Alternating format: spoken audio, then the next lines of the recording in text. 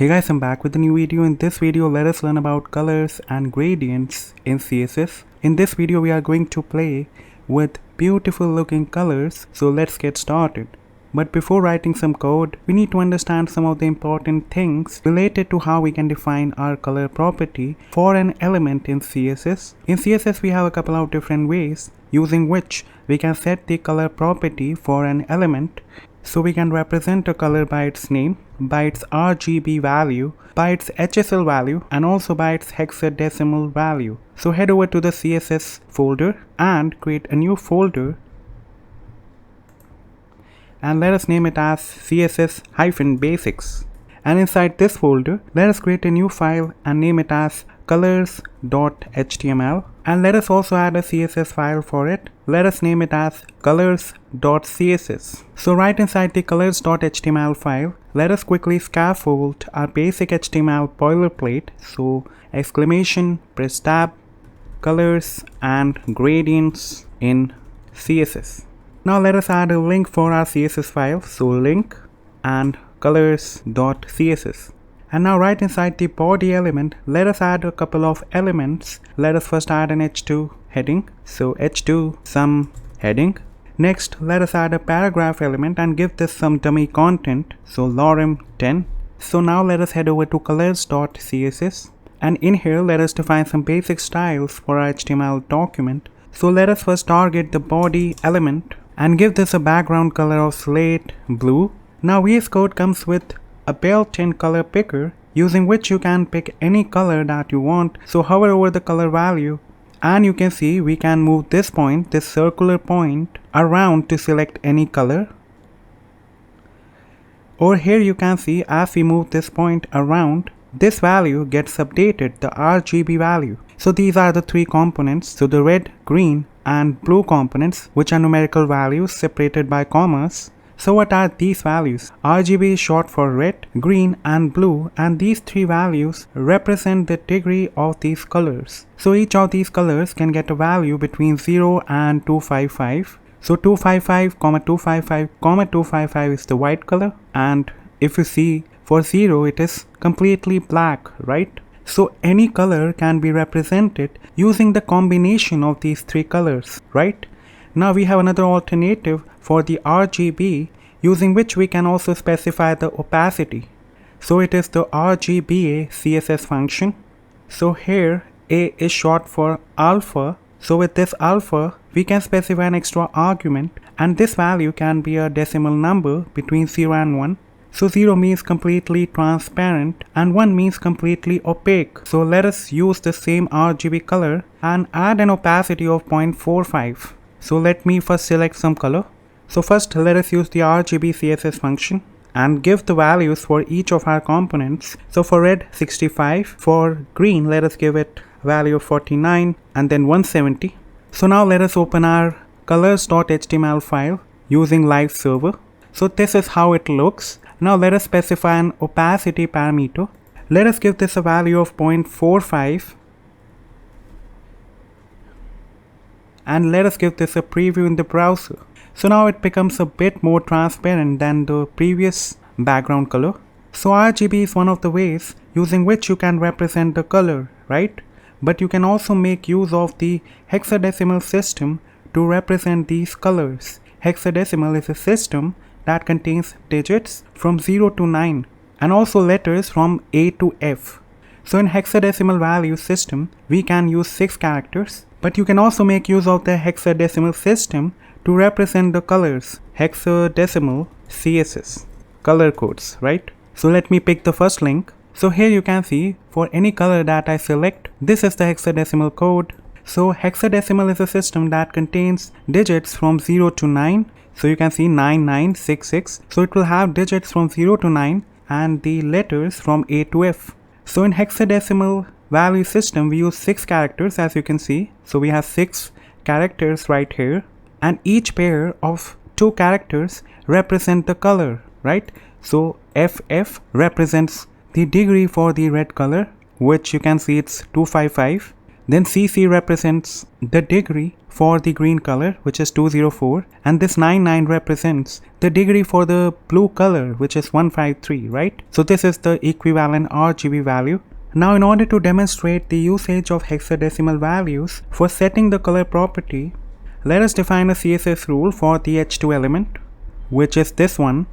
So let us give this a slight palish red color, so H2, and let us use a hexadecimal color code, so hash F74555. So for each color you can use its equivalent hexadecimal color code. So let us give this a preview in the browser. So this is what we get.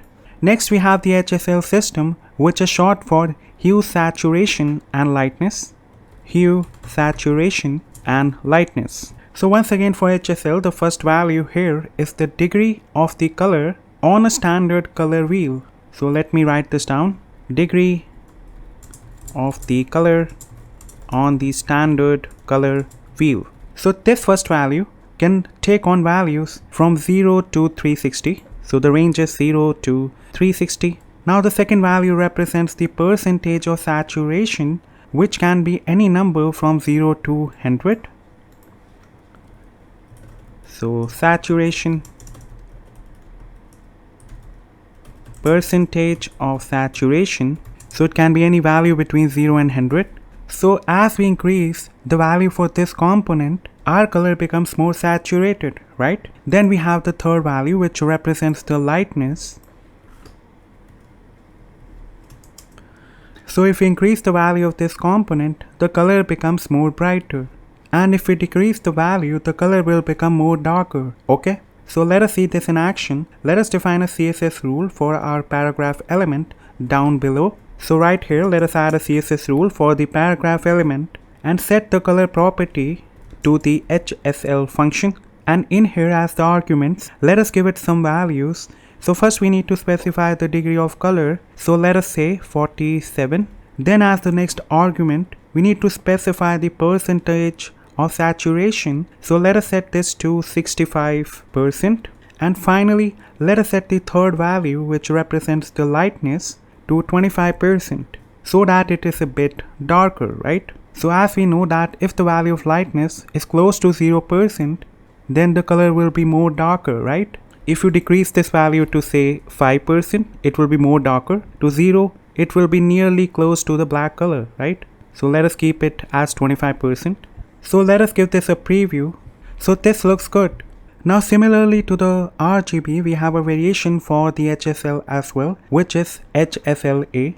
And here we can specify the alpha channel as well. So using the HSLA function, we can specify one extra argument, which is the opacity, and it can take values from 0 and 1 as we had discussed just a while back. So this was all I wanted to cover about colors in CSS. Next, let us learn about gradients in CSS.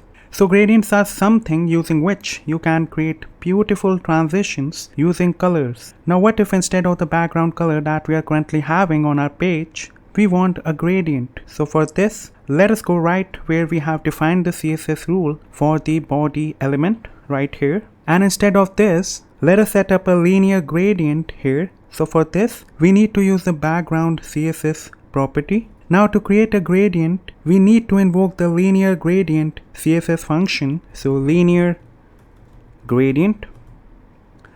And here we need to pass in two colors to this. So let us say aqua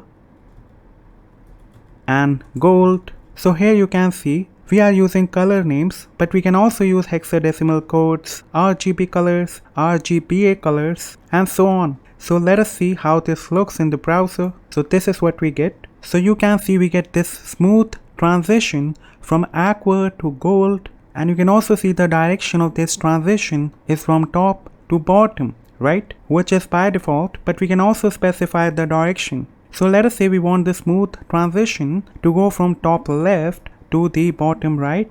So from top left to bottom right, we can say to bottom right, like this. And let us give this a preview. So this is what we get. So you can see this is a smooth transition from aqua to gold, from top left to bottom right, right? Now we can also specify more colors to the linear gradient CSS function. The link for an article explaining what all you can do with linear gradients can be found down below. Now in CSS, we also have one other type of gradient called as the radial gradient. So let us see the radial gradient in action. Let me comment down the linear gradient and instead add a radial gradient. So here let us set the background color to radial gradient CSS function, and just like before, let us again give the same two colors, aqua and gold. And now let us give this a preview in the browser. So this is what we get. So you can see in the middle we have the aqua color, which gradually transitions to the gold color. Now we can also make the transition to appear in a circular fashion, or you can also use an elliptical curve as well. So to make it circular, we can add the first argument as circle.